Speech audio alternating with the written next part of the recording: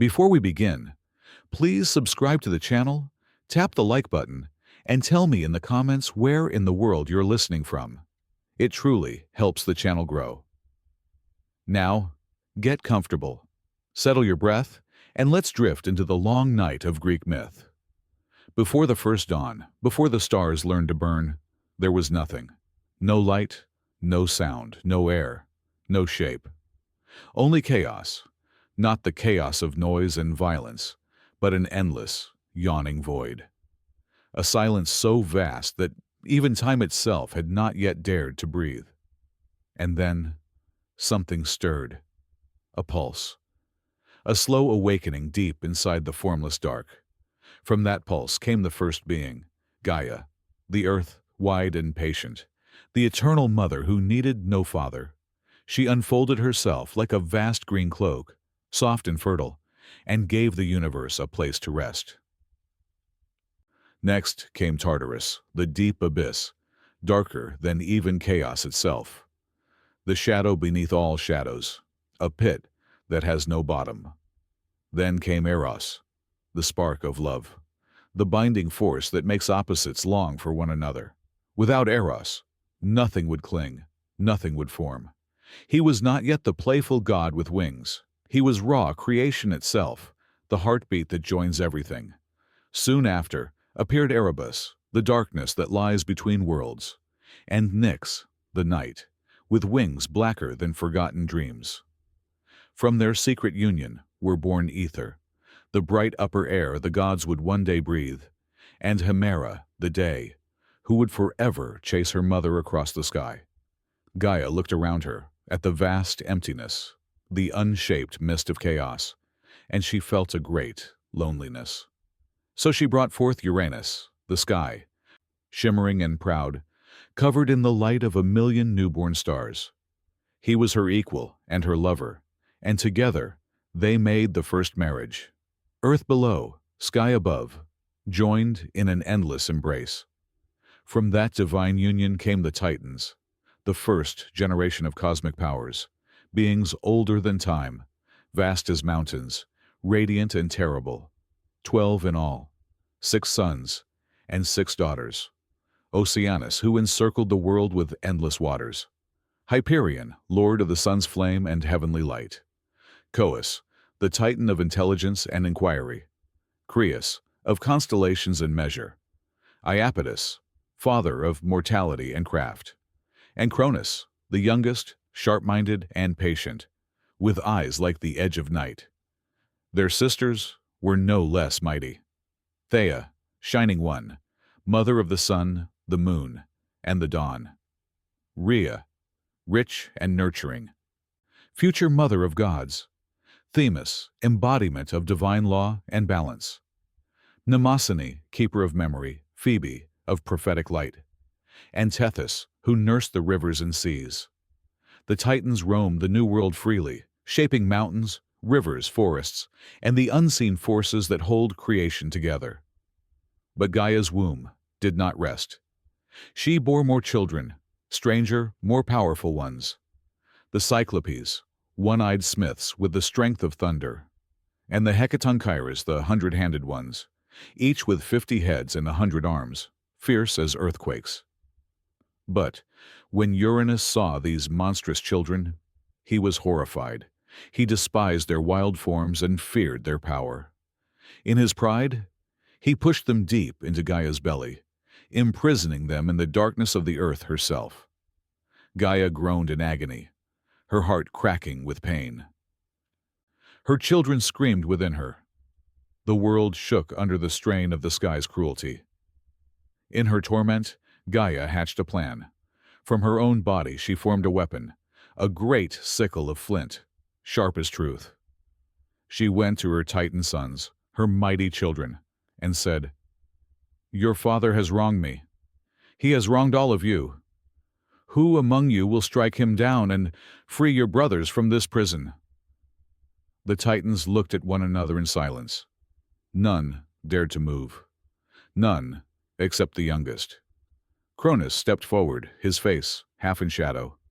He took the sickle in his hand, its blade humming with the will of the earth.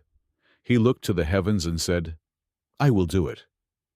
That night, when Uranus descended to embrace Gaia once more, Cronus lay hidden in the folds of the earth. As the sky bent low to kiss the earth, Cronus rose, and with one mighty stroke, he struck down his father. The sickle cut through the air, and time itself seemed to shatter. Blood rained upon the ground. The sky recoiled, and from the foam that formed where Uranus's blood touched the sea, a new being arose. Aphrodite, goddess of love, born from pain, shining and terrible. From the blood that spilled upon the earth came other beings too, the Furies, who avenged the crimes of kin against kin, the giants, born of vengeance, and the Melia, the nymphs of the ash tree, from whose wood the first mortals would one day be made. Cronus took the crown of creation and ruled in his father's place. He freed his Titan siblings and declared a new age, the Golden Age, when mortals would live in peace, when the earth would give fruit without toil, when rivers sang and wolves slept beside lambs. But peace is a fragile thing, even for gods, for the blood of Uranus had carried a curse. When Cronus had struck, his father had cried out, "You may rule now, my son, but you too shall fall, by the hand of your own child, as you have felled me." These words clung to Cronus like shadow. Even in the brightness of his new rule, he could hear them echo. In thunder, in waves, in the silent turning of the stars, fear began to grow in his heart, cold and heavy. And fear, once planted, never stops growing. Rhea, his sister and queen, bore him children, gods radiant with power and life. But with each birth, Cronus felt the curse draw nearer. He would stand by the cradle, look into the newborn's face, and see the prophecy written there, the spark that could end him. So he did the unthinkable. One by one, as each child was born, Cronus swallowed them whole. Hestia, Demeter, Hera, Hades, Poseidon. Each child disappeared into the void of their father's stomach, silent, unseen, unborn again. Only Rhea's cries broke the stillness of Olympus. By the time she carried her sixth child, Rhea could bear it no longer. She went to Gaia and begged for help. The Earth Mother, who had once armed Cronus, now plotted against him. She whispered a plan to Rhea, one final deception. When the child was born, Rhea wrapped a stone in the swaddling cloth and placed it in Cronus's hands. Without looking, the Titan devoured it whole. And so he never knew that the true child, Zeus, had been spirited away to a hidden cave in the mountains of Crete. There, in the shadows of the Idaean hills, nymphs nursed the infant god. The goat, Amalthea, fed him with her milk. Bees brought him honey. And the curates, young warriors of the mountain, clashed their shields and swords to drown the sound of his crying, so Cronus would not hear. Zeus grew quickly, strong, cunning, and burning with purpose. He learned the speech of thunder, the patience of stone, and the art of storm. He grew not only in power, but in wisdom. For Gaia, who had seen all ages rise and fall, whispered secrets to him in the winds. One day, when he was grown and ready, Gaia gave him a potion brewed from her deepest roots. With this, she said, he could make Cronus disgorge what he had swallowed. Zeus climbed Mount Othrys, where the Titans held their court. Disguised as a cupbearer, he served his father the draught. Cronus drank, laughed, and then trembled. He convulsed, his body writhing like a storm, and from his mouth burst the 5 gods he had devoured: Hestia, Demeter, Hera, Hades, and Poseidon, now full-grown and radiant with divine fury. The world shook. The old order was ending. And in that moment, the first lightning bolt cracked across the sky. Zeus stood before his father, tall, unyielding, his eyes like burning skies. "Your time is over," he said. "The new age begins now." And so began the war, that would shake heaven itself, the Titanomachy, the battle for the soul of creation. The moment, Zeus's voice echoed through the world. The air itself seemed to tremble. The mountains shivered, the rivers turned in their beds, and the stars leaned down to watch. For the first time since creation, the order of the cosmos was no longer certain.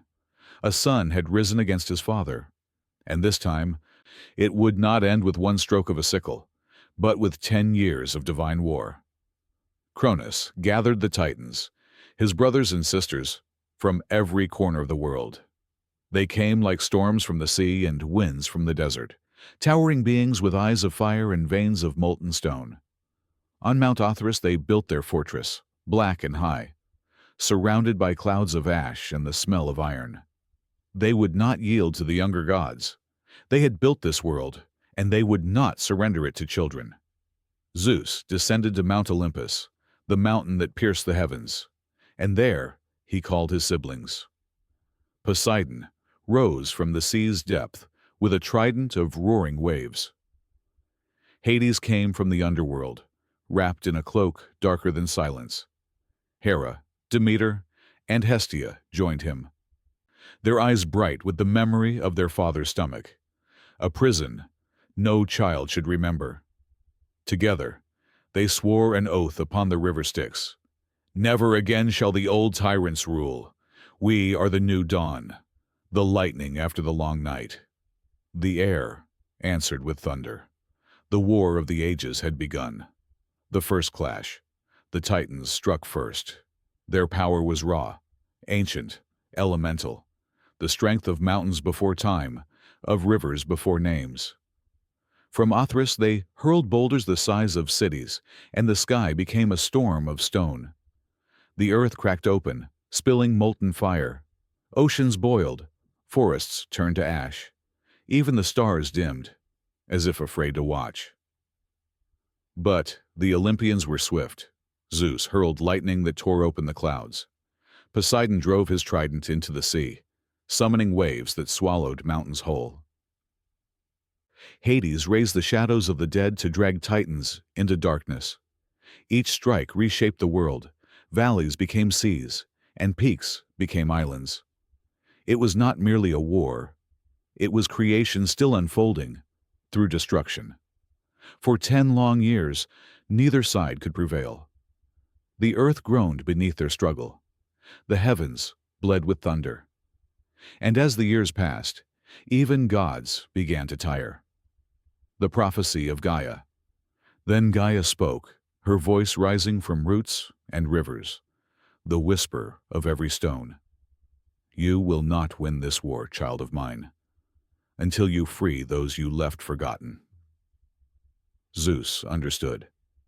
His father had once imprisoned the monstrous brothers of the Titans, the Cyclopes and the Hecatoncheires, deep in Tartarus, bound by chains of pain and silence. They were his uncles, and though terrible in shape, they were kin. And kinship, Zeus knew, was the oldest power of all. He descended into the underworld, past rivers of fire and across the gates guarded by the serpent camp. When he reached the pit of Tartarus, he found them, bound in agony, eyes like smoldering suns, arms chained by the weight of eternity. Zeus raised his hand, and the chains shattered like ice beneath lightning. "Come forth," he said, "and fight beside me, for I will free the world that your father buried." The Cyclopes bowed. As thanks, they gave Zeus 3 gifts, gifts that would decide the fate of the cosmos. To Zeus, they gave the thunderbolt, the weapon of sky and storm, forged from the heart of creation. To Poseidon, they gave the trident, which could shake the seas and crumble the land. To Hades, they gave the helm of darkness, a crown of shadows that made its wearer unseen, even to gods. The Hecatoncheires lifted their 100 hands and roared, their voices like earthquakes, and so the balance began to shift. The fall of the Titans. The next dawn saw fury beyond imagining. Zeus ascended into the sky, wrapped in cloud and lightning. Poseidon rode the waves in a chariot of coral and storm. Hades emerged from shadow, unseen but everywhere, and behind them came the freed giants, their laughter shaking the world. The Titans answered with all their might. Oceanus sent forth floods that tore through the land.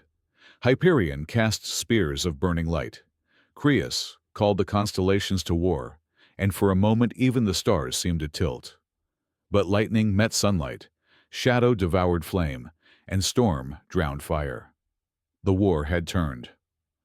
Cronus himself strode onto the battlefield, vast, cold, ancient as the first dawn. In one hand, he held his sickle, its blade still stained with the blood of his father. In the other, he carried a chain of black iron forged to bind the new gods. He called to Zeus, "Come, son of mine, let us see if you are worthy to be king." Zeus answered with thunder. Lightning met sickle, and the world split with light. The sound echoed through eternity. Mountains shattered, seas boiled, the sky wept fire. Cronus struck, once, twice, each blow shaking Olympus to its roots. But Zeus endured. Each wound he took became another bolt of lightning. Each strike fed the storm that lived within him. Finally, with one cry that broke the heavens, Zeus hurled his thunderbolt with all the fury of creation. It struck Cronus in the chest. Exploding into fire and storm, the Titan king fell. The sickle shattered, and the reign of the Titans ended. The imprisonment of the old gods. When the smoke cleared, the younger gods stood victorious. The Titans lay broken and bound. Zeus looked upon them, not with cruelty, but with the cold justice of law. "You forged this world with your hands," he said, "but you tried to keep it from growing. That time is done." At his command, the Hecatonchires took up the Titans in their 100 arms and cast them into Tartarus, that deepest pit beneath the earth, where even time stands still. There they would remain, behind gates of bronze and walls of unending shadow. The Hecatonchires themselves became their guards, forever watchful. Only a few Titans were spared. Oceanus, who had stayed neutral, returned to his eternal river. Themis, the embodiment of divine order, was pardoned, and later would serve Zeus as a counselor. And Mnemosyne, memory herself, would become the mother of the Muses, the voices that would remember everything. The war was over. The world was still. But out of the smoke and ruin, a new dawn rose, bright, golden, and filled with promise. The rise of Olympus. The gods ascended Mount Olympus, the mountain that pierced the veil of heaven. Its peaks glittered with eternal snow. Its slopes bloomed with flowers that never died. There, the gods built their shining palaces, halls of marble and gold, open to the winds and crowned with stars. Zeus sat upon the throne of thunder, ruling sky and storm. To Poseidon, he gave the sea, the endless, restless blue that circled the world. To Hades, he granted the underworld. Not as punishment, but as dominion, a realm of balance and silence. And the earth, the living world between, they shared. Peace seemed to return. The rivers flowed again. The forests grew. Mortals were born, fragile, fleeting, but full of wonder. And from Olympus, the gods looked down and saw themselves reflected in the small lives below. Pride, love, jealousy, ambition. For though they were immortal, the gods were never beyond the flaws of their own creation. Zeus looked to the heavens and declared, "Let order rule, but never silence. Let law stand, but never without mercy. For I am not the storm that destroys. I am the sky that holds the storm." The other gods bowed their heads. The age of Olympus had begun. But even as thunder faded into peace, Gaia stirred once more beneath the earth. Her children had been imprisoned. Her heart was not done with vengeance, and deep below, in the darkness of Tartarus, something vast began to move, something older than Titans, older than sky, a power that would one day rise to test the throne of Zeus himself. When the thunder quieted and the dust of the Titan War settled, a new stillness spread across the world. Zeus sat upon his throne of skyfire, crowned not by conquest, but by balance. The air was clear again. The earth healed its scars, and the seas breathed softly against the newborn shores. The rule of the Olympians had begun, but peace, for gods, was never still. For even as Olympus gleamed, desire began to stir. The world, newly born, demanded creation to fill its silence. And love, jealousy, and curiosity took root in the hearts of the immortals. The cosmos itself seemed restless, waiting for life to walk upon it. The making of mankind. It was Prometheus, the Titan who had sided with Zeus in the Great War, who first looked down upon the earth and felt pity. He saw the forests blooming, the rivers twisting, the stars dancing, and yet no living creature to admire their beauty. He turned to his brother Epimetheus, the after-thinker, and said, "The gods have shaped mountains and skies, but not a single being to understand them. Let us make something in their image, something that can remember." So Prometheus knelt upon the clay and shaped figures with his hands. He made them small and fragile, yet upright, with eyes that could gaze at the stars, hands that could grasp, and hearts that could dream. Epimetheus gave gifts to all the animals before them, strength to the lion, speed to the deer, wings to the eagle, scales to the fish, and when he came to man, he had nothing left to offer. Prometheus smiled, as if he had planned it that way. "Then I will give them what no beast can have, fire." But fire was forbidden. Zeus had decreed that its flame belonged only to the gods, the sacred spark of Olympus, symbol of divine power. Still, Prometheus could not watch his fragile children shiver in darkness. One night, when the stars hid behind their clouds, he climbed Mount Olympus. He crept into the halls of the gods and stole a single ember from the forge of Hephaestus, the god of fire and craft. He hid it inside a hollow fennel stalk and carried it down the mountain, whispering to it, protecting it from the wind. When he reached the earth, he placed it into the hands of mankind. Flame bloomed, light spread, and the night was broken. With fire, men cooked their food, forged their tools, hardened clay, and learned to create, not merely to survive. They painted the walls of caves with dreams, learned song and speech, and lifted their eyes to the gods with awe and gratitude. But on Olympus, Zeus's gaze turned dark. He felt betrayed, not because men had light, but because a Titan had defied him. To defy the king of gods was to question the order of the cosmos itself. "You pity mortals too much, Prometheus," said Zeus. "And for that pity, you shall learn what it costs to challenge the heavens." The punishment of Prometheus, Zeus ordered the gods of the underworld to seize the rebel Titan. Prometheus was dragged to the edge of the world, to a lonely peak in the Caucasus Mountains, where wind never ceased to howl. There, Hephaestus himself, with sorrow in his eyes, forged chains that no power could break. They bound Prometheus to the rock, his arms stretched to the heavens he had defied. Zeus pronounced his sentence. "Since you love mankind more than your own kind, let mankind watch your suffering. Each dawn an eagle shall come, the child of my thunder, and feast upon your liver. Each night it shall grow whole again, so that your pain will never end." And so it was. Each day the eagle came. Each day Prometheus endured in silence. He did not beg. He did not curse. He only whispered through blood and breath, "They will learn. They will build. They will surpass even you, Zeus."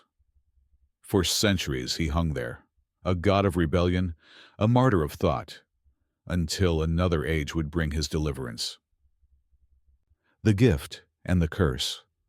Pandora, Zeus's wrath, did not end with Prometheus. If men now possessed the fire of the gods, then he would remind them that every light casts a shadow.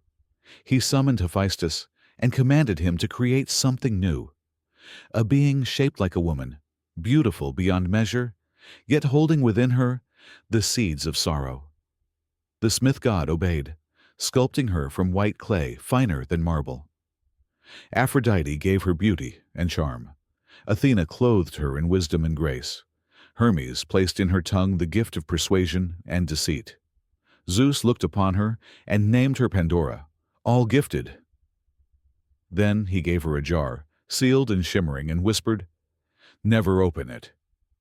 He sent her as a gift to Prometheus, the brother of Prometheus, knowing that curiosity is a stronger chain than any forged by gods. Prometheus had warned his brother, "Accept no gift from Zeus, for he does nothing without purpose." But Epimetheus, ever the fool of hindsight, looked upon Pandora and forgot his brother's warning. For a while, life was perfect. She sang, she smiled, she tended the hearth, and her beauty made even the gods pause. But every day, her eyes returned to the jar. What could be inside? A blessing, a secret, a treasure meant to be shared? The whisper grew louder, until one morning she could bear it no longer. She lifted the lid. In an instant, darkness burst forth. From the jar poured sickness, envy, greed, sorrow, death, hunger, madness, fear. All the evils that would haunt humankind forever. They scattered across the earth like shadows fleeing the dawn. Pandora screamed and slammed the lid shut. But it was too late. Only one thing remained at the bottom of the jar, trembling and faint: hope. And so it was that hope became humanity's last companion. Fragile, but unbreakable. The one gift Zeus had not foreseen would turn against him. The gods and their passions. While mankind learned to live between light and shadow, Olympus itself became a mirror of human emotion. The gods were immortal, but not perfect. They loved, hated, envied, and betrayed, their passions burning brighter than any mortal's flame. Zeus, though king of the gods, was ruled by his desires. He fell in love again and again, with goddesses, with nymphs, with mortal women whose beauty lit his sky. From these unions came demigods and heroes who would one day shape the fate of the world. Hera, his wife and queen, bore her husband's infidelities with fury. Her jealousy was a force of nature, storms and curses, vengeance that spanned generations. To love Zeus was to suffer Hera's wrath. Yet beneath her rage was sorrow, the sorrow of a goddess who wanted fidelity in a world built on desire. Poseidon, lord of the sea, was restless and proud. His moods rose and fell with the tide, calm one day, violent the next. He loved the deep and its creatures, but envied his brother's throne. His trident could raise storms or cradle the drowned. Hades, ruler of the underworld, was silent and stern.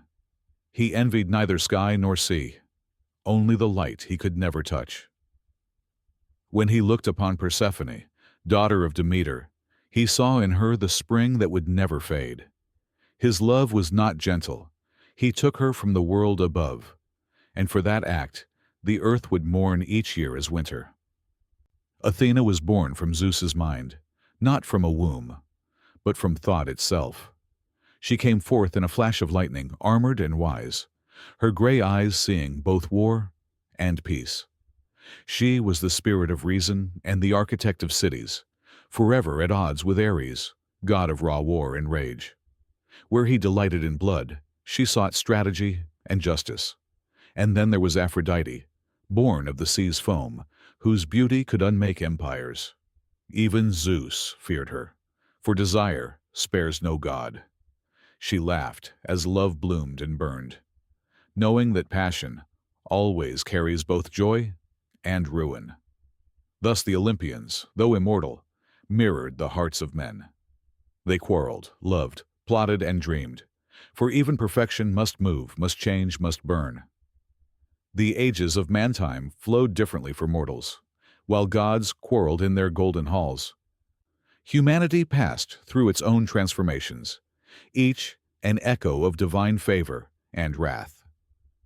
The first was the Golden Age, under Cronus's forgotten peace, when men lived without toil, and earth gave fruit unbidden. No winter, no hunger, no war. But when Zeus took the throne, the golden dream faded. Then came the Silver Age, where men grew proud and forgot the gods. Zeus destroyed them with thunder.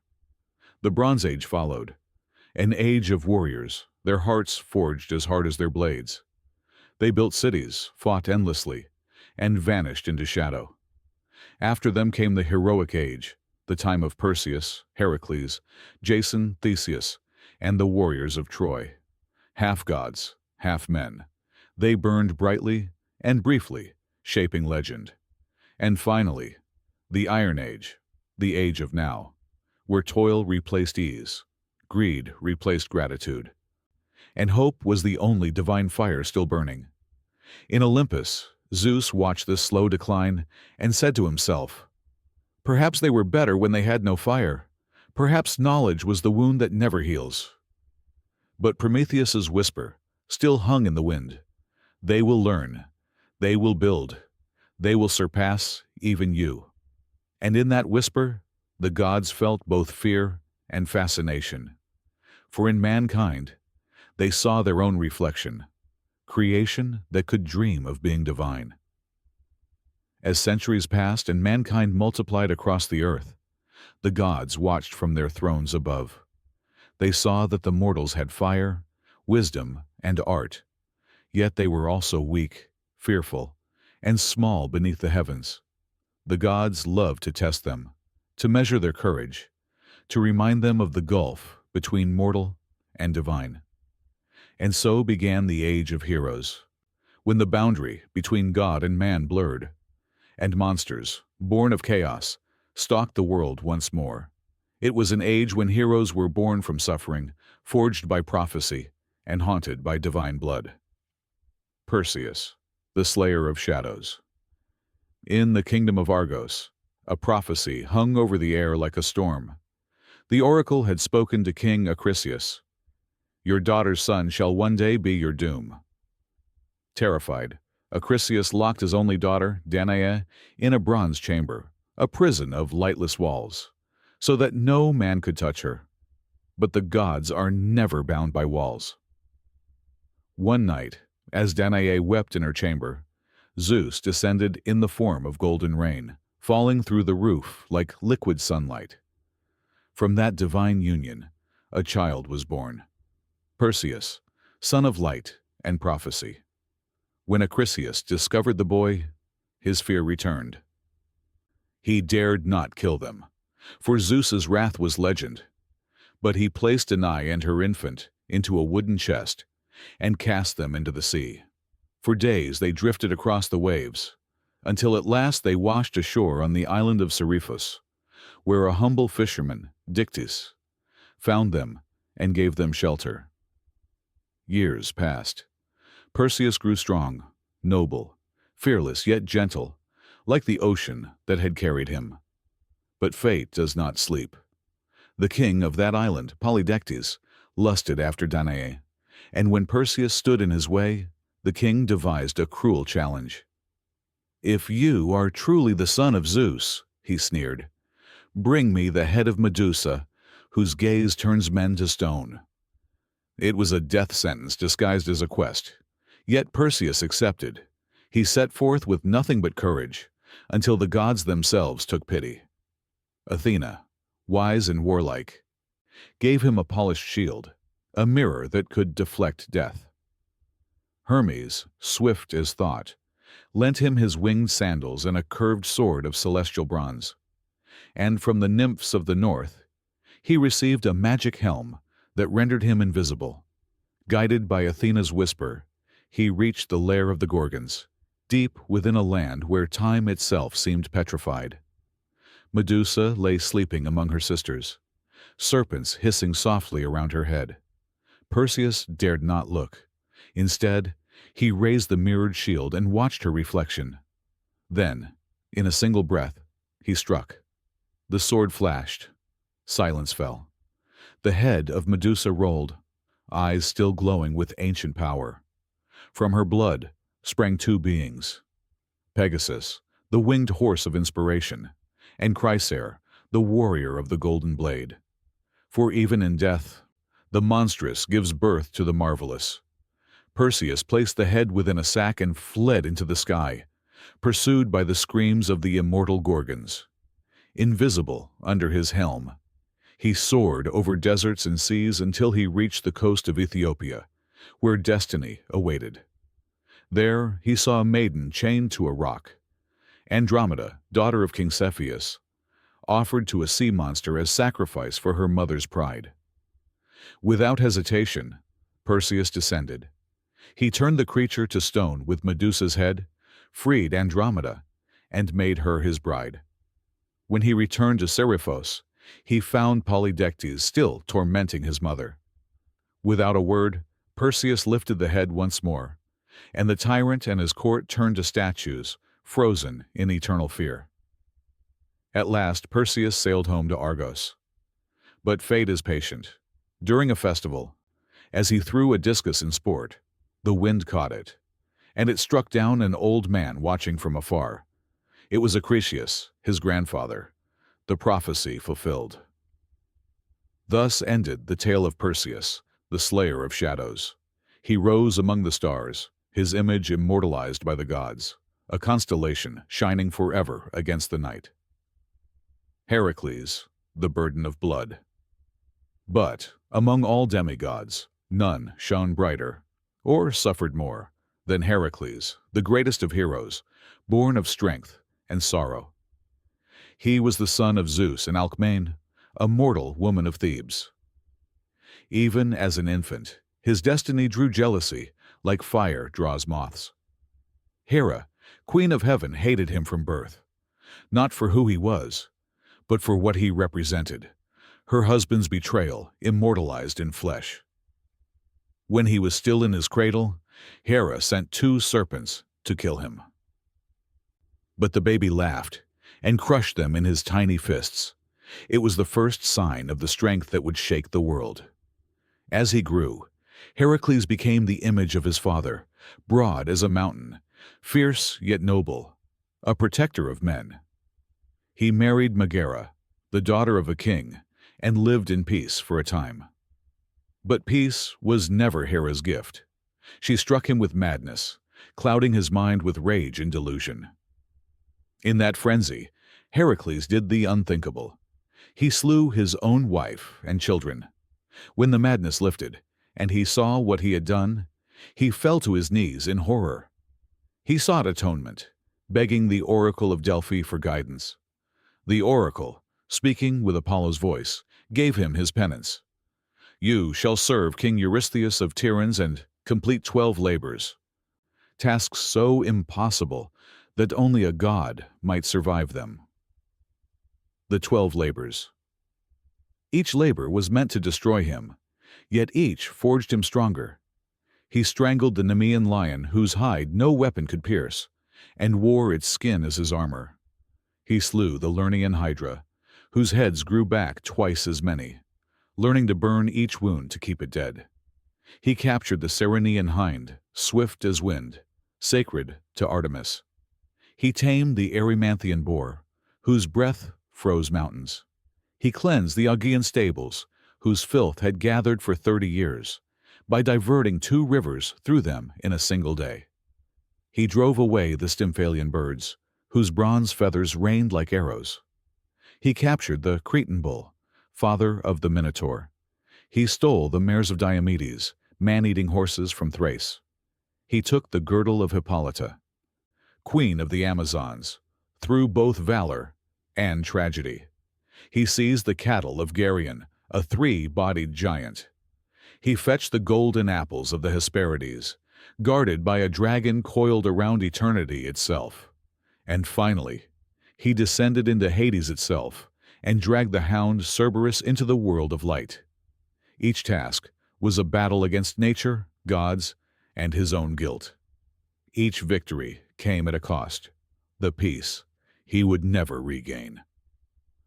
By the end, Heracles had become more than mortal, less than divine, a bridge between agony and glory.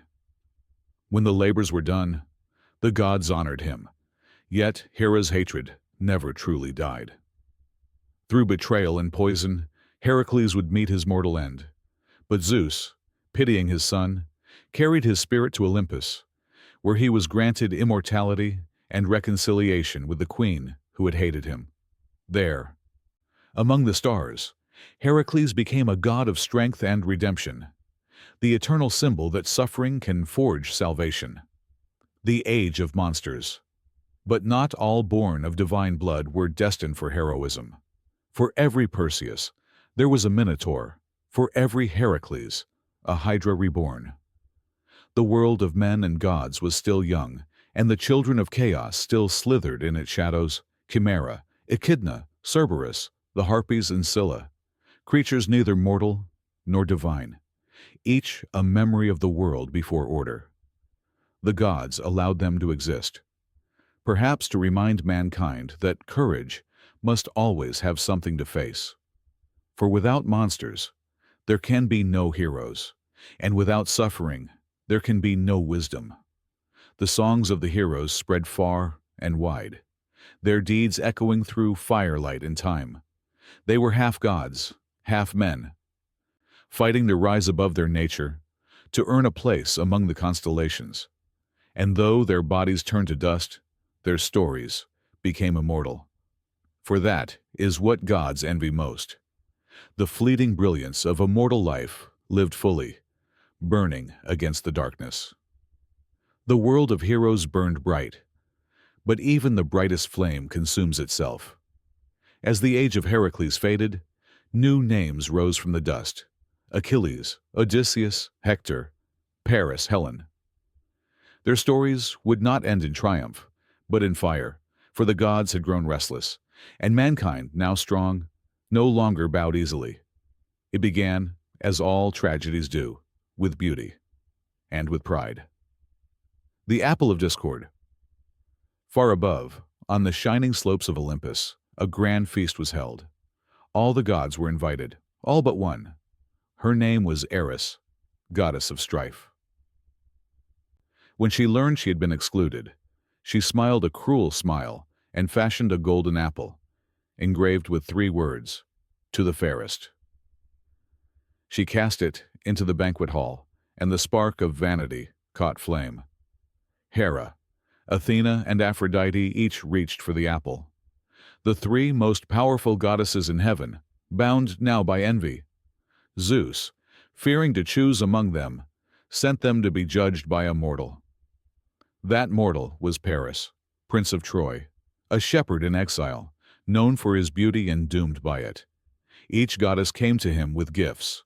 Hera promised him power, the rule of the world. Athena promised him wisdom and glory in battle. But Aphrodite, with a smile like dawn breaking, promised him love, the love of the most beautiful woman on earth. Paris, blinded by desire, placed the apple in Aphrodite's hand, and thus he sealed the fate of his city. For the woman she had promised was Helen, Queen of Sparta, already wife to King Menelaus. When Paris came to Sparta, Aphrodite's charm bound Helen's heart. She fled with him to Troy, and the winds of wrath began to rise. The wrath of kings. When Menelaus discovered his wife's betrayal, his grief became fury. He called upon his brother, Agamemnon, the High King of Mycenae. Together, they summoned every lord of Greece, heroes born from gods and men: Achilles, son of Thetis, swift and unstoppable, destined for glory and death; Odysseus, clever and patient, whose words cut sharper than any sword; Ajax, the giant warrior, unbending as stone; Diomedes, favored of Athena, bold and righteous. 1,000 ships set sail, their sails white as vengeance. The sea trembled under their keels. Even the gods leaned close, for they had taken sides. Hera, Athena, and Poseidon stood with the Greeks. Aphrodite, Apollo, and Artemis favored Troy. Zeus watched, not as king, but as judge, knowing that whatever side won, the age of heroes would end. The siege of Troy. For 10 years, the Greeks laid siege to Troy. 10 years of blood, thunder, and endless sorrow. Achilles, the greatest of them all, led the charge, his armor blazing like the sun itself. He fought not for Helen, not for kings, but for his own immortal name. Yet even the greatest hero is ruled by pride. When Agamemnon seized his war prize, Briseis, from his tent, Achilles withdrew from battle, and without him the Greeks began to fall. The fields of Troy turned red, and the cries of men echoed beyond the sea.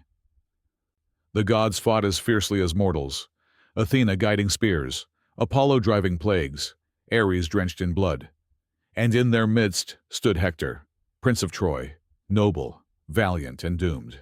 He was the city's shield, the hero who fought not for glory, but for love of his home, his wife Andromache, and his infant son.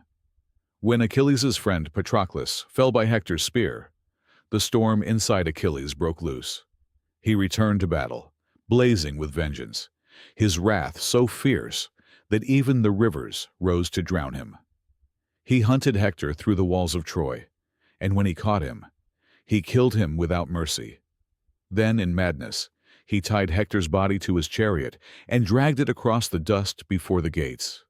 The gods themselves wept.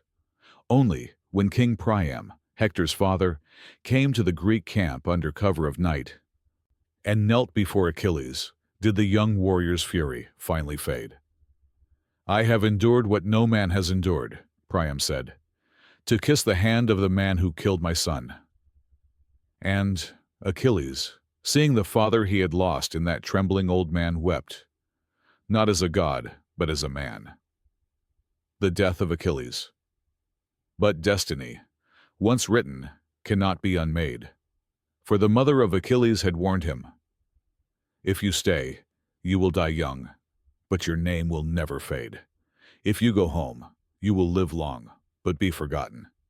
He had chosen glory, and glory demands blood. At the gates of Troy, he met his death not from a spear, but from an arrow, shot by Paris, guided by Apollo, striking the only mortal place on his body, his heel. The mightiest of warriors fell, and the gods turned their eyes away, ashamed of what they had done. His ashes were placed beside those of Patroclus, and the sea sang for him, the waves whispering his name forever. The fall of Troy, yet the war did not end with Achilles. For years more, the Greeks battered the walls of Troy to no avail, until at last Odysseus conceived a trick, a deception that would end an age. He ordered a great wooden horse to be built, hollow and vast, a gift to the Trojans, pretending it was an offering of surrender.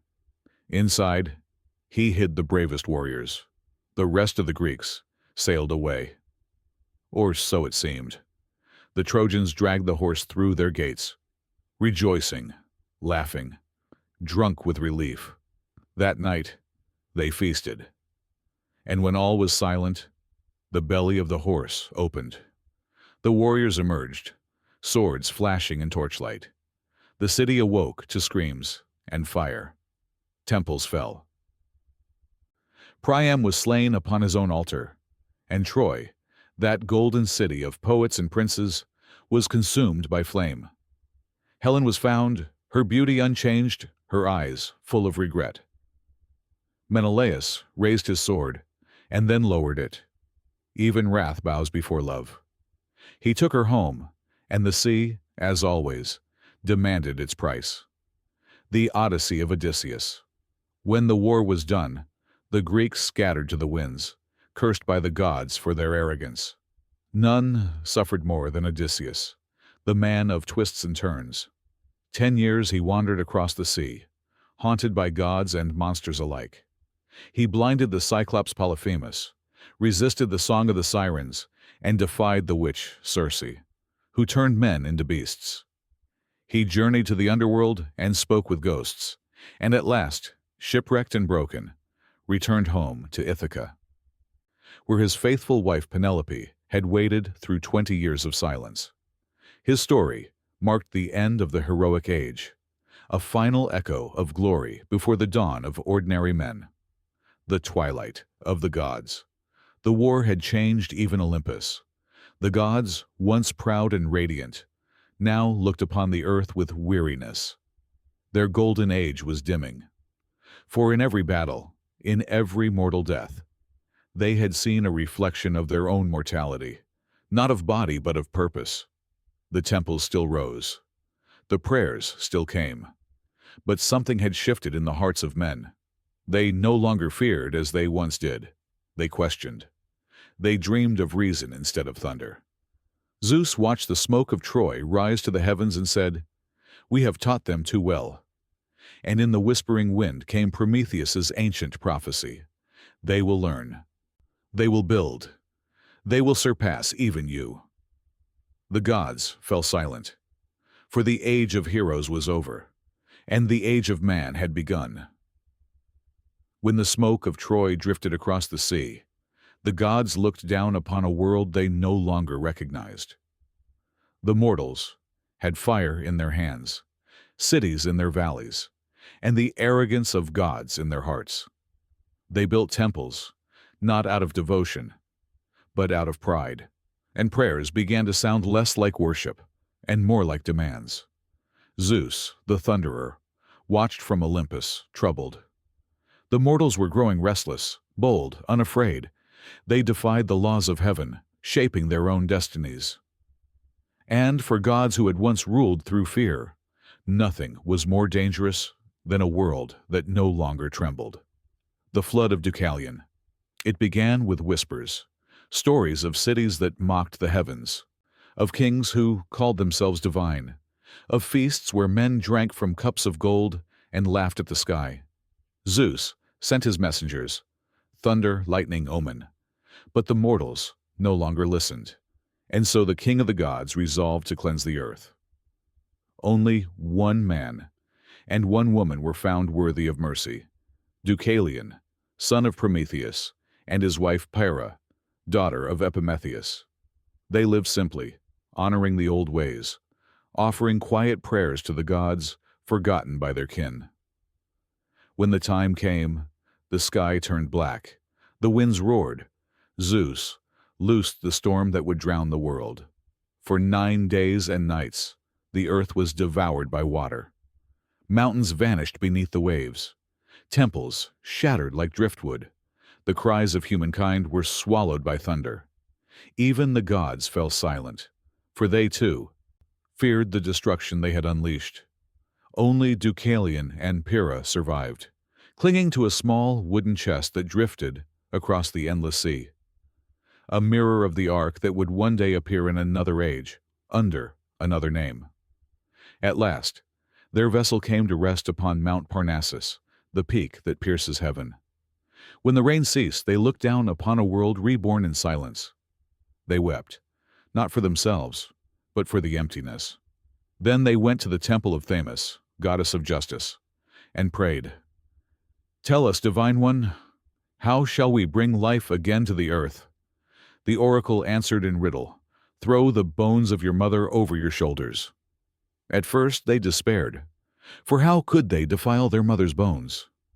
But Prometheus's wisdom lived in Deucalion's blood. He understood the riddle.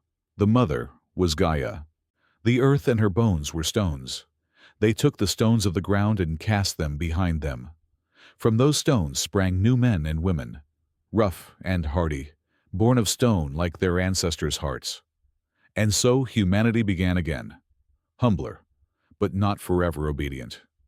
Zeus swore he would never again destroy mankind so utterly, but his mercy came with a curse. The next fall would not come by water, but by fire. The fire of hubris. For a time, the world flourished once more. Cities rose, trade flowed, and men began to think themselves unbreakable. They learned not only to farm and forge, but to question, to ask why the gods deserved their sacrifices. Zeus looked down and saw mortals raising towers higher than temples, statues larger than idols, and kings who declared themselves the sons of gods.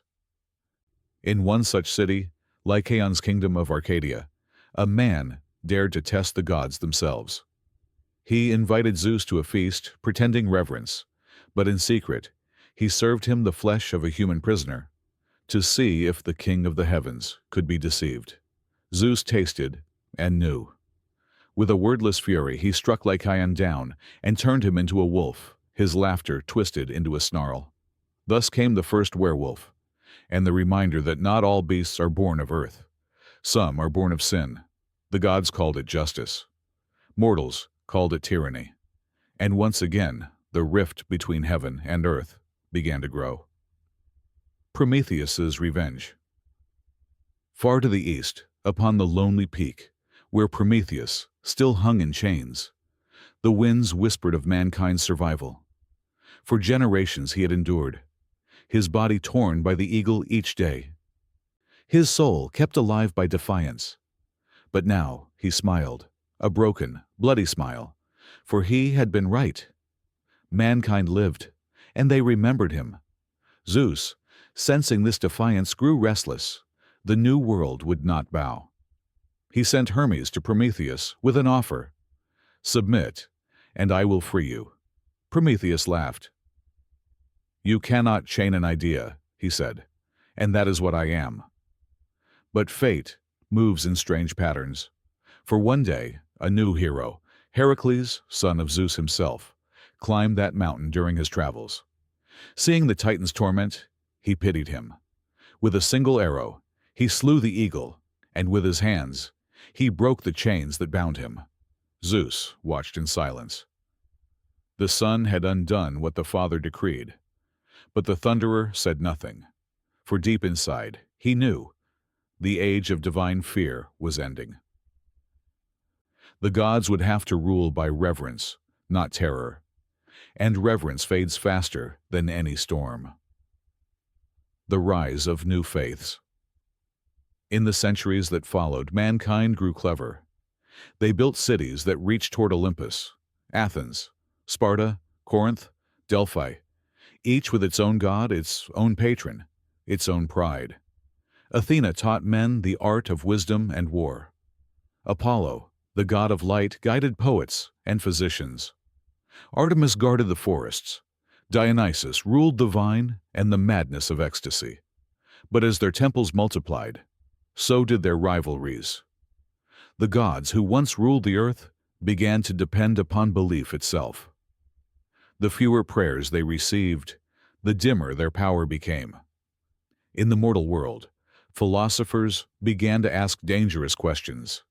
Thales said, "The world was made not by gods, but by water."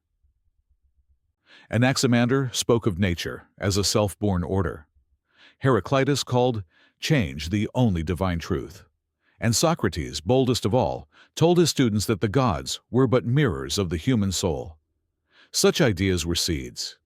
Small at first, but in time, they would grow into forests that blocked Olympus from view. The gods still thundered, still blessed, still punished, but their voices grew faint, their miracles fewer. For what is a god, if not the shape of human belief? And belief was changing, fire against fire.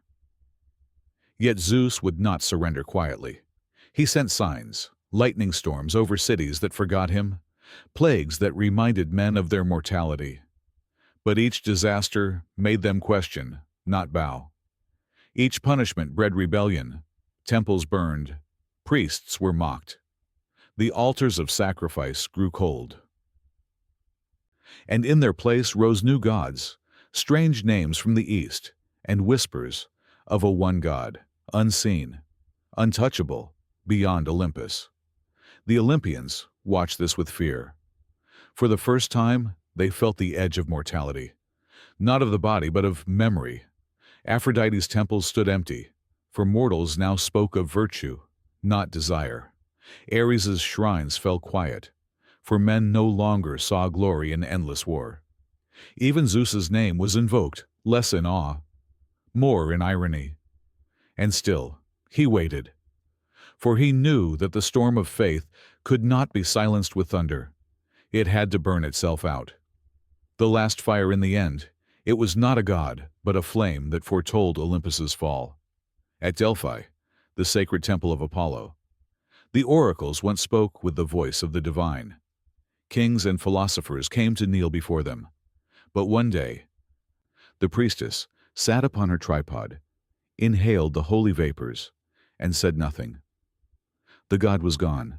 The flame flickered, and, though the priests tended it with trembling hands, it burned lower each year. When the last breath of smoke rose from the altar, a silence fell that no thunder could break. The gods still watched, still listened, but the prayers had ceased. Mankind had turned its face away from heaven and begun to seek truth within itself. And far above on Olympus, the thunder rumbled one final time, not in anger, but in mourning. For the gods understood a new age was rising, and they would fade with the dawn. The gods had ruled for ages, uncounted, from the first thunder to the last whisper of the oracle. But every empire, even divine ones, has its twilight.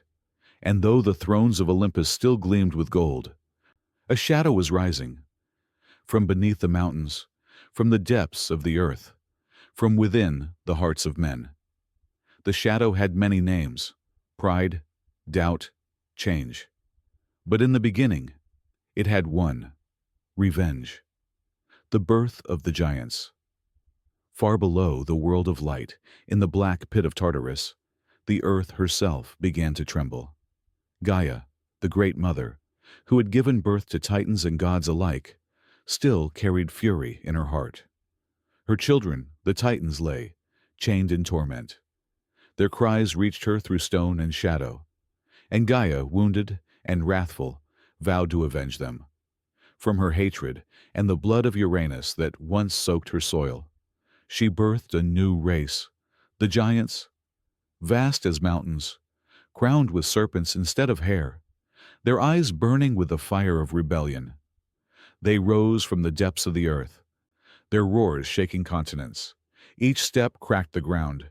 Each breath carried the weight of vengeance. Their purpose was simple: to destroy Olympus and tear down the order of the gods. The gigantomachy Zeus gathered the Olympians. Lightning arced across the sky. Poseidon's trident churned the seas, and Athena lifted her spear, radiant and calm. They stood united, for the last time, against the chaos that sought to swallow creation once more. The battle that followed would be called the Gigantomachy, the War of the Giants, a war so vast that even time seemed to hold its breath. The giants hurled mountains like stones. They tore forests from their roots and flung them like spears. Volcanoes erupted, skies burned red, and the oceans boiled. The world became a battlefield between heaven and earth. Zeus rained lightning. Poseidon shattered coasts with waves, and Apollo's arrows blazed like falling stars. But the giants would not die, for Gaia had decreed that no god alone could kill them. Only a mortal hand could end their lives. And so the gods turned to one who was both mortal and divine, the son of Zeus and Alcmen, Heracles. Clad in the skin of the Nemean lion, Heracles joined the gods in battle. With his bow of purest yew, he brought down the giant Alcyoneus, whose strength returned so long as his feet touched the earth. Heracles dragged him across the border of his homeland, and there struck him down, fulfilling the prophecy of blood and soil. One by one, the giants fell, each to the blows of gods and mortals together. Athena crushed Enceladus beneath the weight of Sicily. Poseidon buried Polybotes under the island of Kos, and Zeus, with one last storm that tore heaven itself, burned the last of them into ash. The sky cleared. The earth was silent again. But the gods did not rejoice, for in victory they had glimpsed the truth. Their power was no longer absolute. They had needed man to survive. The prophecy of the Sibyl. In the centuries that followed, a voice began to whisper across the lands. Not from Olympus, but from Delphi, from Cumae, from the caves of Italy and the ruins of Asia Minor. The voice of the Sibyl, the prophetess who spoke not to gods, but to kings. Her eyes were clouded, her hair pale as dust. When asked of the future, she would answer in riddles. When the last flame of Apollo flickers, when men build temples to thought instead of thunder, the gods shall fall, not in war, but in silence. Her prophecies spread like fire among mortals. Philosophers, poets, and priests came to her, seeking truth, and each left shaken, for the Sibyl spoke of a time when gods would fade, and a new light would rise, a faith not of thunder, but of spirit. Even Zeus heard her words carried by the wind and turned his face away. He who had defeated titans and giants could not strike down prophecy, for prophecy was the one power even gods obeyed. The rise of empire below. Olympus, mankind, built cities greater than ever before. They tamed rivers, forged iron, and crowned kings not born of divine blood, but of ambition. The Greek city-states rose, and with them the first empire of reason. Men began to speak of laws, of philosophy, of freedom, concepts that belonged not to gods, but to thought itself. And then came Rome, a city born from legend, raised by wolves, destined to outlive its gods. The Romans built temples to Jupiter, Mars, and Venus, but their devotion was political, not sacred. The gods had become symbols of state, their myths tools of empire. Statues replaced prayers, priests served the Senate, and the thunder of Zeus became the echo of Jupiter's law. Divinity had been tamed, turned from mystery into marble. On Olympus, the gods watched the rise of man's empire with both pride and unease. They saw their names carved into stone, but felt the emptiness of hollow worship. For power without belief is like flame without air, bright for a moment, then gone. The birth of rebellion. Yet not all mortals sought wisdom or empire. In the dark corners of the earth, there were still those who whispered the old prayers, who offered sacrifices in caves and shadows. But even among them, doubt had taken root. One night as lightning veined the sky, Zeus looked down and saw a Roman general kneeling before Jupiter's statue. Not in faith, but in bargaining. He offered gold, not devotion, victory, not virtue.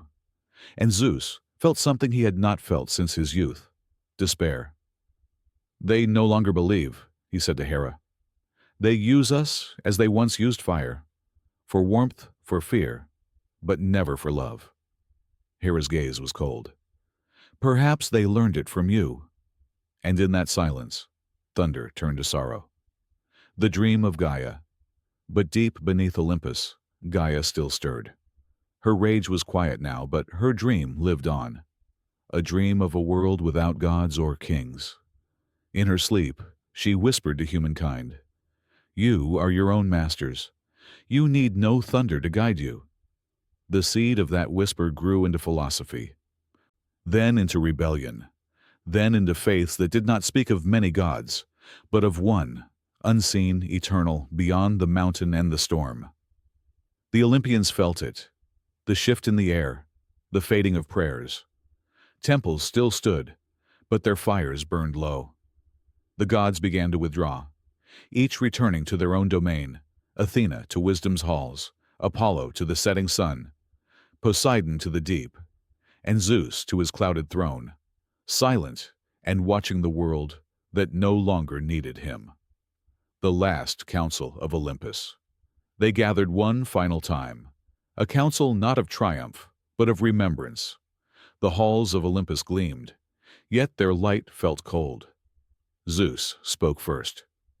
"The world we made has learned to walk without us." Poseidon scowled. "Then let them drown." Athena shook her head. "No, let them rise. For that is what we taught them, to seek the heavens, even if it means climbing past the gods." Ares laughed bitterly. "And when they destroy themselves, who will rule the ashes?" No one answered. At last, Zeus stood. His voice rolled like distant thunder. "Then let it be so. We will not vanish. We will endure in memory, In myth, in the dreams of poets and children, the world will forget our names, but not our stories, and in that, we will live forever. The others bowed their heads. Outside, the wind carried the scent of new dawn, a dawn not of gods, but of men, the rise of man's empire. And so the gods withdrew, one by one. Their temples crumbled into ruins, their statues lost their eyes to time, but their echoes remained, in language, in art, in the endless human longing for something beyond flesh and bone. Men built empires that stretched from sea to sea. They crowned emperors instead of kings, built roads where rivers once ruled, and carved laws in stone instead of thunder in sky. And though they no longer prayed to Zeus or Hera, their hearts still beat with divine fire, the fire Prometheus had stolen, the fire that made them creators in their own right. They had become the new gods, mortal, flawed, beautiful, and infinite in their ambition. And far above, in the fading glow of Olympus, Zeus looked down one last time and whispered, "So be it. Let them rule. For in every heart that dares to dream, we still remain." The clouds closed around him, thunder faded into silence, and the world belonged to men, the hidden gods, from myth to memory, and the secret survival of the old powers. When the last cloud parted and Olympus fell silent, it seemed that the gods were gone. The temples were empty. The sacrifices had stopped. The fires that once crowned the mountains burned no more. But death, even for gods, is never truly an ending. They did not vanish. They changed. For what is a god but an idea? And what is an idea but a seed planted deep in the heart of mankind? And seeds do not die when forgotten. They sleep, waiting for the right season to bloom again. The whisper beneath the ruins. In the centuries after the fall of Olympus, the world grew strange and restless. New faiths rose, faiths of spirit, of one god instead of many. The marble idols of Zeus and Athena were torn down, their faces shattered by hammers that claimed to destroy falsehood. But in the quiet hours before dawn, when the wind moved through the ruins of Delphi or Olympia, some swore they could still hear voices, soft, like the sigh of stone, ancient, like memory itself. Fishermen who sailed beneath the cliffs of Olympus told stories of thunder at sea, not storms, but laughter. Shepherds in Arcadia spoke of a shadow that moved among the trees, playing pipes that lulled the earth to sleep. They called it the breath of Pan. Though priests said he was gone, the wild still remembered his music. The old powers had not died. They had merely gone underground, into dreams, into symbols, into stories. They had become the soul of the world, the gods in disguise. It is said that when men no longer believe in the gods must believe in men, or be forgotten forever. And so they began to wear new faces. Zeus became the storm itself, not a bearded king, but the raw power of nature. Poseidon dissolved into the endless tides. Athena into the spark of reason that flickered in the minds of philosophers. Aphrodite became not a woman, but an emotion. Every blush, every heartbeat, every act of love carried her memory. Even Ares, god of war, found new form in the clash of empires. His name changed, but his hunger unchanged. They no longer demanded temples, only attention. They no longer required sacrifice, only remembrance. And so they survived, not as gods of stone, but as archetypes written in the soul of humanity. The scholars and the shadow centuries passed. Empires rose and fell. The Roman gods turned to Latin. The Greek myths became literature. But in every library and monastery, there were those who refused to let the old stories die. Medieval monks copied them by candlelight, their ink trembling on parchment, as if afraid of what they preserved. They claimed to record pagan myths for history. But the truth is simpler. They loved the beauty too much to let it vanish. And so the gods lived, hidden between lines, masked by allegory, carried forward in whispers through the dark ages. Even when the world belonged to a single god, the old ones watched from the margins, in the folklore of peasants, in the fairy tales told by firelight, in the dreams of poets who could not forget. For myth is stubborn. It does not bow. It lingers like smoke after flame. The return of the muse. In the Renaissance, the world woke up again. Painters, sculptors, and poets looked back to the ruins of Greece and Rome and saw not idols, but inspiration. Michelangelo carved Apollo's grace into David's marble. Botticelli painted Aphrodite, reborn as the birth of Venus, not as a goddess to be worshipped, but as beauty itself emerging from chaos. Raphael gave Athena's wisdom new life in the school of Athens, where gods and philosophers shared the same divine spark. The artists did not pray to the Olympians, but their hands remembered them. Their art became the new altar, their brushstrokes, the new prayers. And once more, the gods stirred, not in thunder or fire, but in color and light, in the eyes of those who looked upon their image and felt something ancient awaken, the hidden flame. Even in the modern age, in the hum of machines and the glare of cities, the old gods never truly left. They adapted. Hermes became the patron of travelers, merchants, and communication, his winged sandals now satellites and fiber-optic cables. Athena whispered through the minds of scientists. Poseidon watched from the depths where submarines roamed. And Ares smiled each time men raised armies for causes they called just. In the face of progress, the divine merely changed costume. Every discovery, every invention, was but another echo of Prometheus, the eternal thief of fire. For though men believed they had outgrown the gods, the truth was reversed. They had become the gods they once feared. The immortal archetypes. Modern man no longer kneels before altars, but he still dreams in myth. He still tells stories of heroes, monsters, and redemption, only now their names are different. Achilles became the soldier who runs into fire for glory. Odysseus became the astronaut gazing into the endless dark, seeking home among the stars. Hera and Aphrodite live in every battle of love and jealousy, every song, every film, every broken heart. Zeus thunders now through power, in the voice of leaders, in the hum of engines, in the lightning of electricity. The gods became eternal because they became us. Every human carries a spark of Olympus, ambition, desire, wisdom, rage. In every triumph and tragedy, the old stories repeat themselves. We no longer build temples of marble. We build temples of memory. And in those temples, the gods walk still. The dream of poets.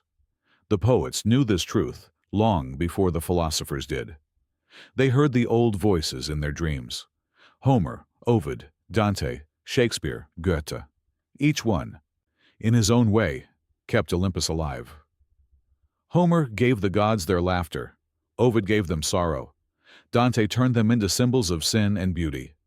Shakespeare made them walk the stage as reflections of human desire.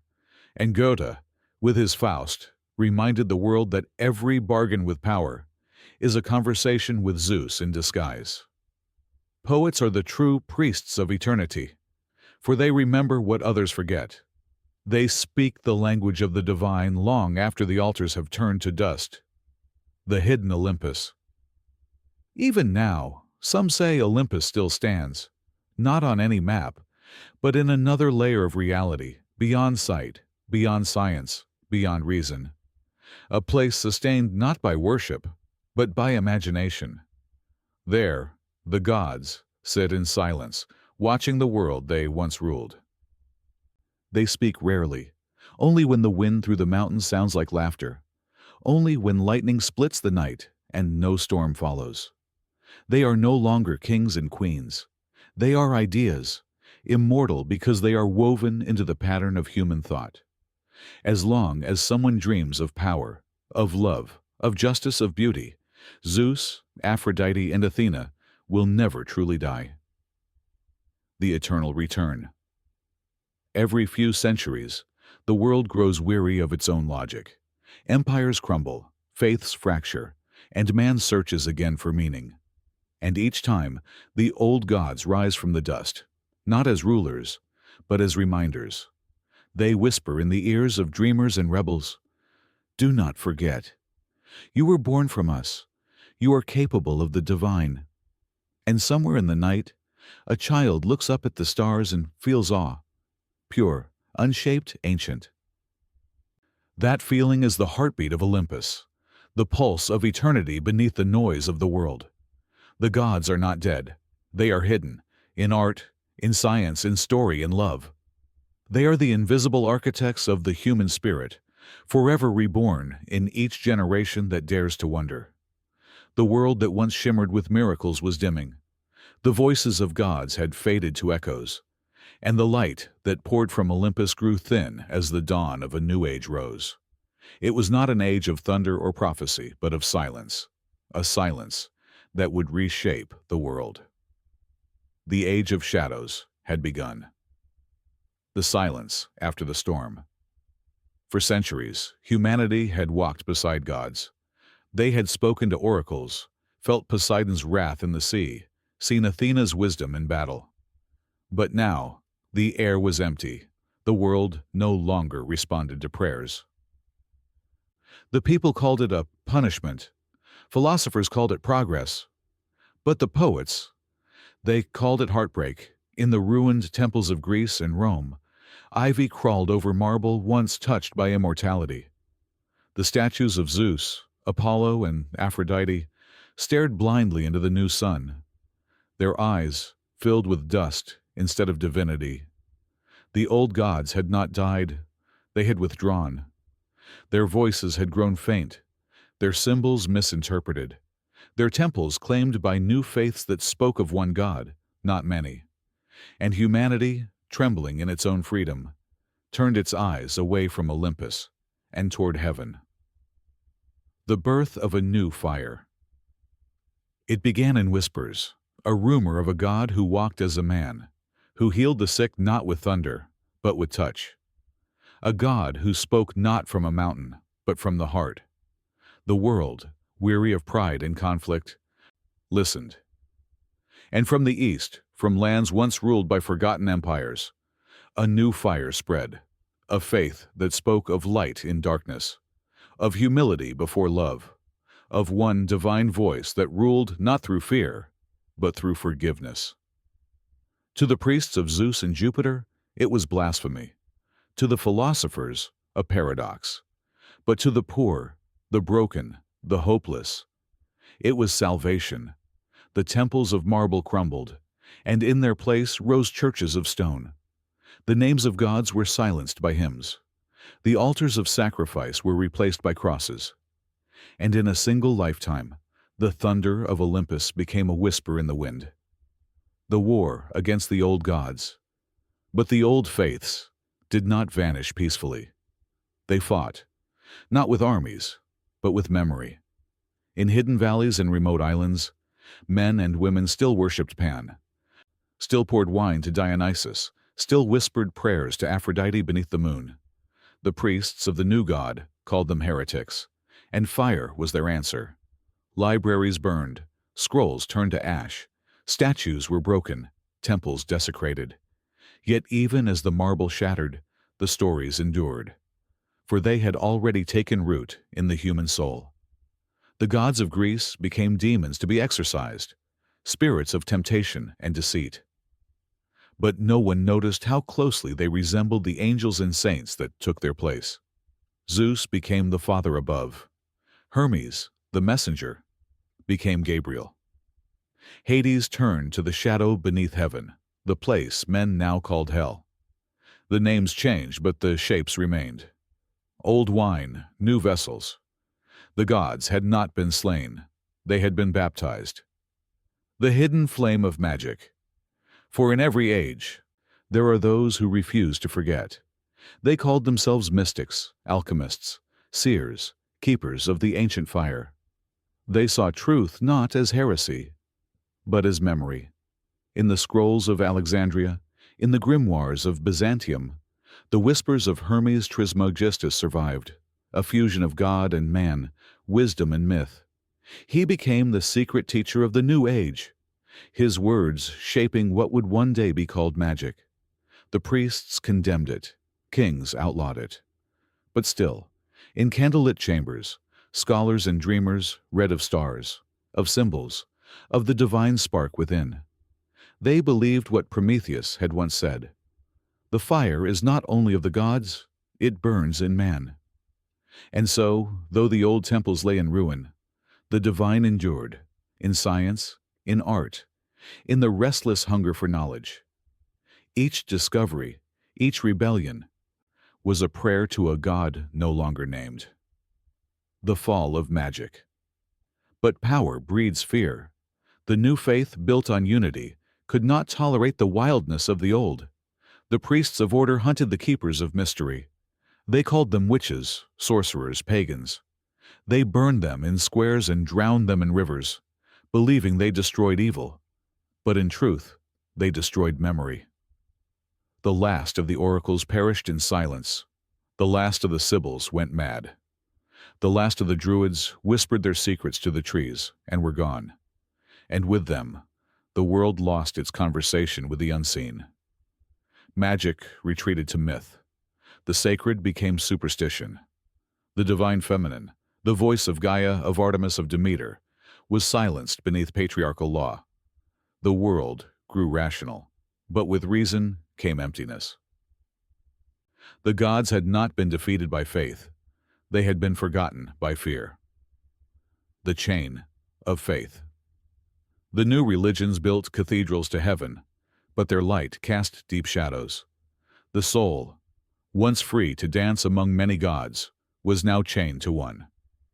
The thunderbolt became a doctrine, the mysteries became commandments, and the awe that once filled the stars was confined to words carved in stone. The divine had been captured, domesticated, caged.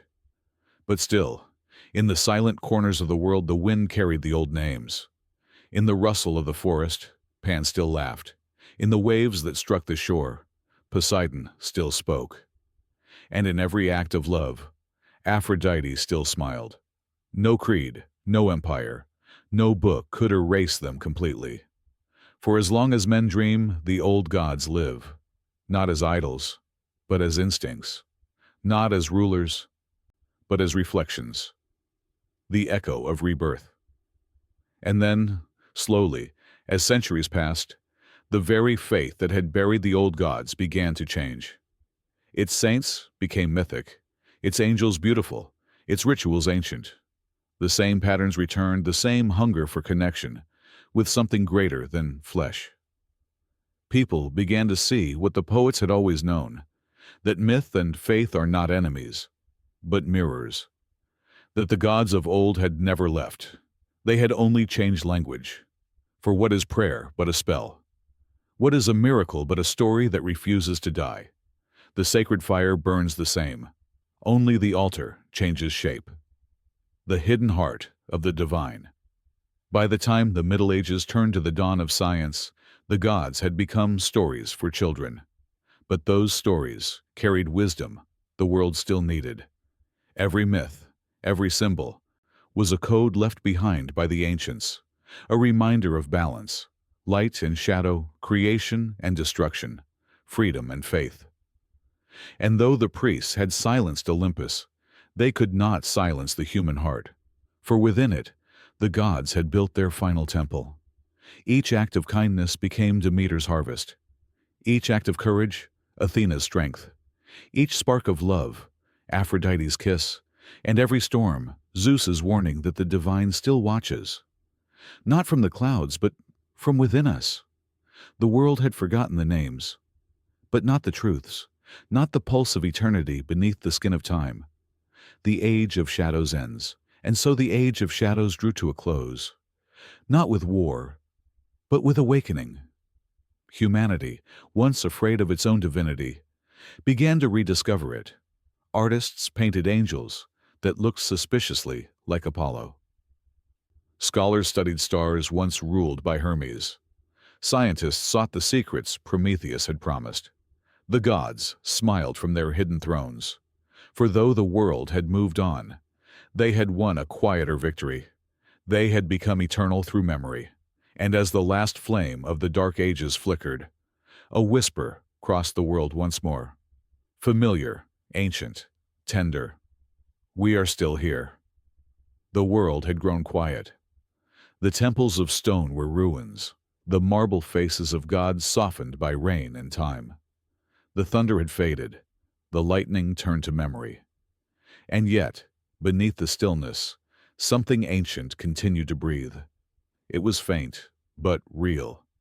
A heartbeat older than civilization, younger than every newborn soul.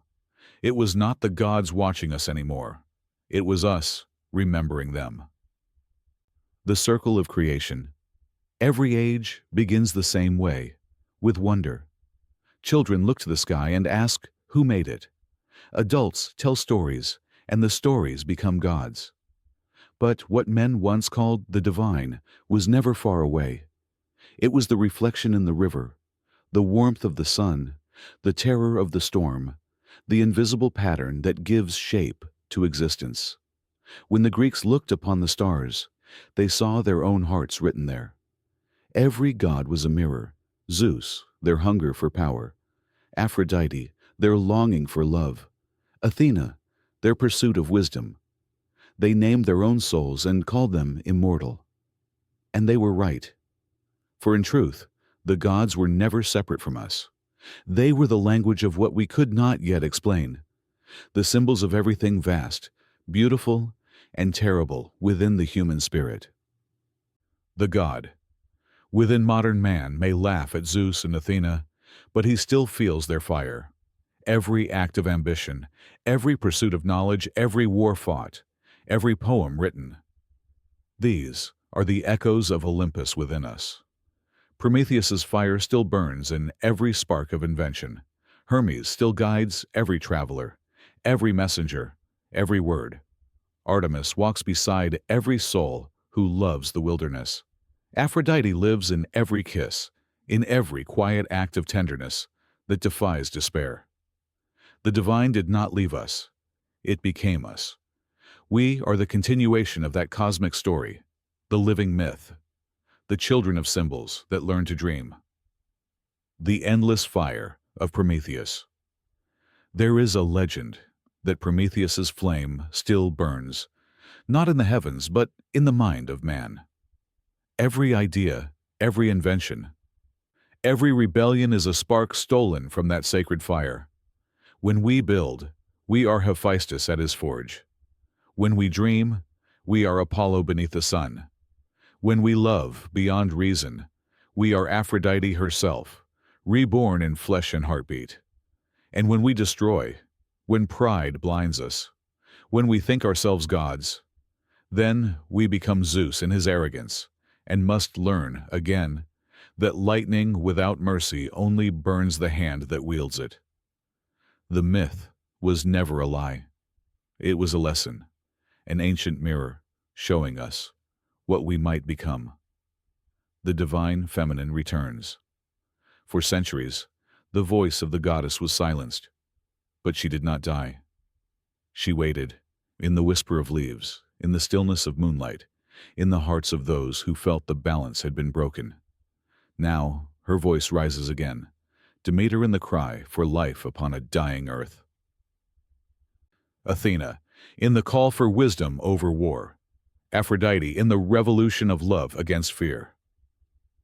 The world begins to remember that creation and destruction, masculine and feminine, light and shadow, are not enemies, but halves of the same song. The old gods smile from the soil and the sea, for they know that balance is the truest form of divinity. The legacy of memory. The ancients built temples of marble. We build temples of story. Every book, every film, every legend told around a fire is another act of remembrance. We resurrect the gods every time we tell their tales. not as rulers, but as reminders of what it means to feel, to struggle, to hope. The world changes, but the stories remain. For myth is not history. It is the anatomy of the soul.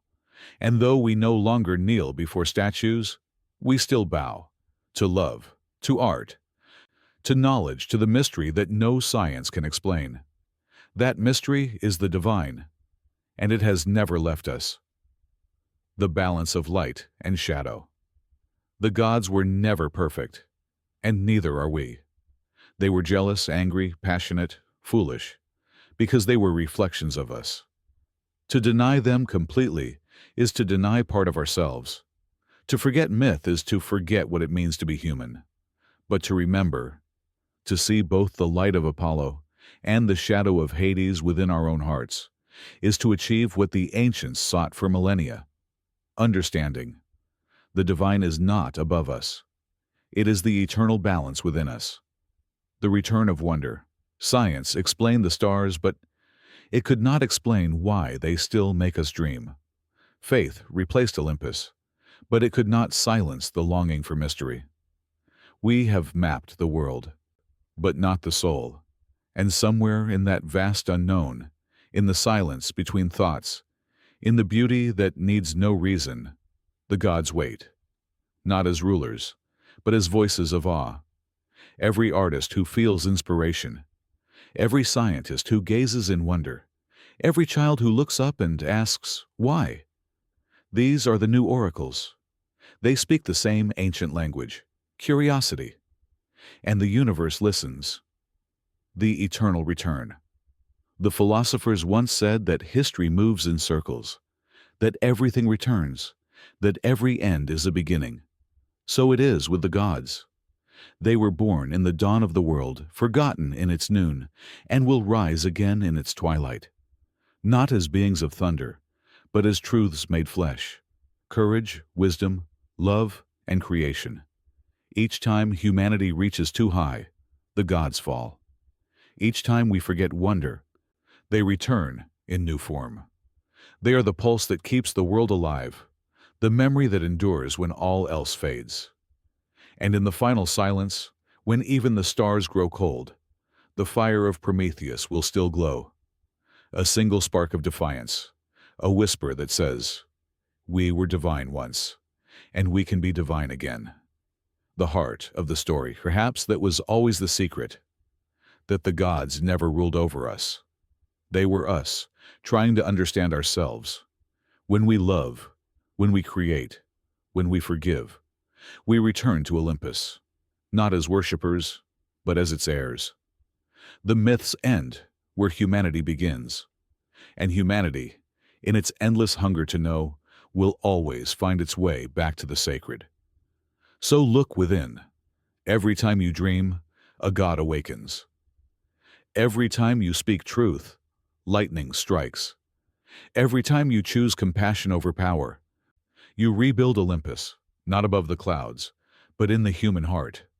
And so the story ends, not with thunder, but with understanding. The gods are no longer outside us. They live in our art, our choices, our courage. They live wherever someone dares to wonder what it means to be alive. For myth never dies. It becomes memory. And memory, when spoken, becomes truth again.